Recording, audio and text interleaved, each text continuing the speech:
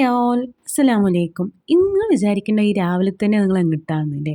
ഞങ്ങൾ railway station വരെ പോവാൻ കേട്ടോ. എൻ്റെ കസിന് ഒരു ക്ലോത്തിങ് ബിസിനസ് സ്റ്റാർട്ട് ചെയ്തിട്ടുണ്ട്. അപ്പോൾ അതിന് വേണ്ടിയിട്ടുള്ള സ്റ്റിച്ചിങ് യൂണിറ്റിനെ തേടിയിട്ടുള്ള പോക്കാണ് കേട്ടോ. സ്റ്റിച്ചിങ് യൂണിറ്റ് ആണെങ്കിലോ തിരൂരങ്ങാടിയാണ് ഉള്ളത്. അപ്പോൾ രാവിലത്തെ ഇൻ്റർസിറ്റി പിടിച്ചിട്ട് പരപ്പനങ്ങാടി ഇറങ്ങണം. അവിടെ നിന്ന് അങ്ങോട്ട് തിരൂരങ്ങാടി.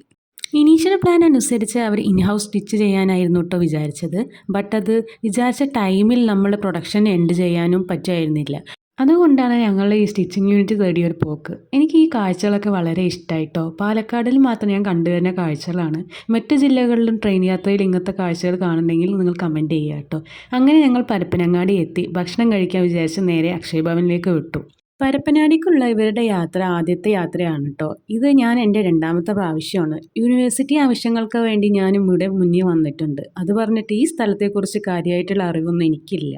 അങ്ങനെ ഇതാ ഞങ്ങളുടെ ഫുഡ് എത്തി. ബയ്യയാണെങ്കിലോ മസാല ദോശയാണ് ഓർഡർ ചെയ്തത്. മൂപ്പരുടെ ഫുഡാണ് ആദ്യം വന്നത്. അതിൻ്റെ സന്തോഷമായിരുന്നു മൂപ്പർക്ക്. ഞാനും ഒരു നെയ് റോസ്റ്റും ഉമ്മയും കുഞ്ഞാൻ്റെയും വന്നിട്ട് പൂരി സെറ്റും ഉണ്ടോ ഓർഡർ ചെയ്തത്. ആവറേജ് ഫുഡായിരുന്നു. അത്ര തന്നെ ഞങ്ങൾ പ്രതീക്ഷിച്ചിട്ടുണ്ടായിരുന്നുള്ളൂ. രാവിലെ തന്നെ ഹെവി ആയി ഒന്നും കഴിക്കേണ്ട പറഞ്ഞിട്ടാണ് കേട്ടോ ഈ ദോശയിലൊക്കെ ഒതുക്കിയത്. ഭക്ഷണം കഴിച്ചു കഴിഞ്ഞതും ഞങ്ങൾക്ക് പരപ്പനങ്ങാടി ബസ് സ്റ്റാൻഡിൽ എത്തണം കേട്ടോ.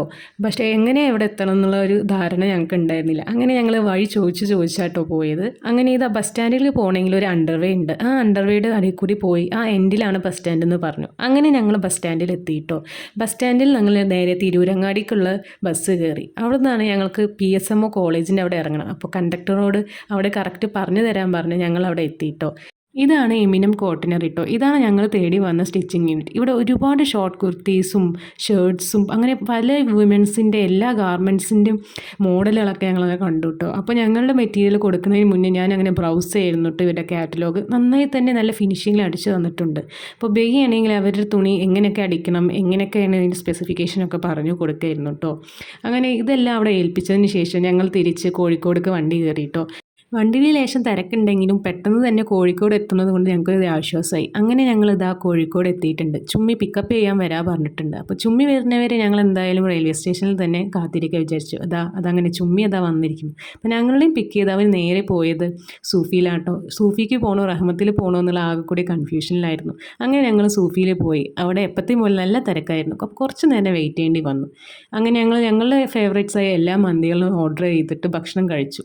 ഭക്ഷണം ഞാൻ എടുത്തു പറയേണ്ട ആവശ്യമില്ലല്ലോ, നന്നായിരുന്നു. പക്ഷേ ഇങ്ങനെയല്ലല്ലോ കേട്ടോ പാലക്കാടുള്ള സൂഫി, അവർ അത്ര പോരാ. അപ്പോൾ ഞങ്ങളെല്ലാവരും ഭക്ഷണം കഴിച്ചതിന് ശേഷം ഇനി എന്ത് ചെയ്യണം എന്നുള്ള ഐഡിയ ആയിരുന്നു. അപ്പോൾ ഞങ്ങൾ വിചാരിച്ചു നേരെ ബീച്ചിലോട്ട് പോകാമെന്ന്.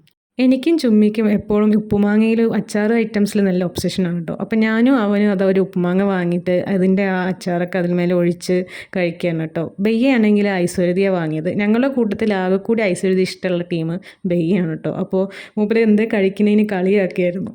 ഇമ്മമാർക്ക് ഒരുപാട് നിർബന്ധിച്ച ശേഷം അവർക്ക് 2 കൊയ്യാക്ക വാങ്ങി കൊടുത്തു കേട്ടോ. ബട്ട് കൊയ്യാക്ക അധികം വിറ്റുപോകാത്ത ഐറ്റമാണ് തോന്നുന്നു. അത് ഒരുപാട് നേരം ഉപ്പിലിട്ടതുകൊണ്ട് വളരെ ഉപ്പ് പിടിച്ചിട്ടുണ്ടായിരുന്നു. അങ്ങനെ തിരിച്ച് ഞങ്ങൾ കുറച്ചൊരു ചെറിയൊരു ഡെസേർട്ട് കഴിക്കാൻ വേണ്ടിയിട്ട് സൈൻലബാനിലേക്കാണ് കേട്ടോ പോകുന്നത്. സൈൻലബാൻ എത്തിയപ്പോൾ ഞാൻ പറഞ്ഞിട്ടുണ്ടായിരുന്നു പിസ്താഷ്യോ ഗുണാഫ് അവരെ നല്ലതാണ്, നമുക്കത് ട്രൈ ചെയ്യാമെന്ന്. എന്തോ ഞങ്ങളുടെ ഭാഗ്യം കൊണ്ടോന്നും അറിയില്ല, അത് അവിടെ അവൈലബിൾ ആയിരുന്നില്ല കേട്ടോ. അപ്പോൾ ഞങ്ങൾ ഇതേപോലെ മാംഗോൻ്റെ ഒരു സംഭവം കേട്ടോ ഓർഡർ ചെയ്തത്. അവർ ചീസ് ബോംബും ട്രൈ ചെയ്യണമെന്ന് ഞങ്ങൾക്കൊരു ആഗ്രഹം ഉണ്ടായിരുന്നു കേട്ടോ. ബട്ട് അത് അവിടെ ഉണ്ടായിരുന്നില്ല. അപ്പോൾ ഈ സംഭവം കഴിച്ചതിന് ശേഷം ബാക്കി സ്ഥലം ഉണ്ടെങ്കിൽ നമുക്ക് അടുത്ത ഡെസേർട്ട് വാങ്ങാമെന്നായിരുന്നു. ഞങ്ങൾ ഇത്തിരി സ്കെപ്റ്റിക്കലായിരുന്നു. മാംഗോ എങ്ങനെ ഇതിൽ നന്നായി പോകുന്നൊക്കെ ആയിട്ടുള്ളൊരു ഞങ്ങൾക്കൊരു കൂടുതൽ സംശയം ഉണ്ടായിരുന്നു. പക്ഷേ ഇത് നന്നായി തന്നെ പോയി, നല്ല ടേസ്റ്റ് ഉണ്ടായിരുന്നു. നിങ്ങൾ ഇനി പോവുകയാണെങ്കിൽ ഇത് ട്രൈ ചെയ്ത് നോക്കിക്കോളൂ കേട്ടോ. നന്നായിട്ടുള്ള ഐറ്റമാണ്. ഒരുപാട് മധുരം അങ്ങനെയൊന്നുമില്ല, എല്ലാം കറക്റ്റിനായിരുന്നു കേട്ടോ. അപ്പോൾ എല്ലാവരും അവരവരുടെ ഷെയർ ഇങ്ങനെ എടുത്തെടുത്ത് കഴിച്ചുകൊണ്ടിരിക്കുകയായിരുന്നു. അതിനുശേഷം ഞങ്ങൾ കുറച്ച് നേരം അവിടെ ബീച്ചിൽ തന്നെ കറങ്ങി. അതിനുശേഷം ഞങ്ങൾ തിരിച്ച് പാലക്കാടേക്ക് പോകാൻ തയ്യാറായിട്ടോ. അപ്പോൾ ഇതാണ് ഞങ്ങളുടെ ഒരു ചെറിയ ഫാമിലി ഔട്ടിംഗ് വ്ളോഗ്. നിങ്ങൾക്ക് ഇഷ്ടമായെങ്കിൽ എന്തായാലും ലൈക്ക് ചെയ്യാനും സബ്സ്ക്രൈബ് ചെയ്യാനും മറക്കില്ലേ. വീണ്ടും അടുത്ത വ്ളോഗ് വരെ കാണുന്നവരെ ബൈ ബൈ.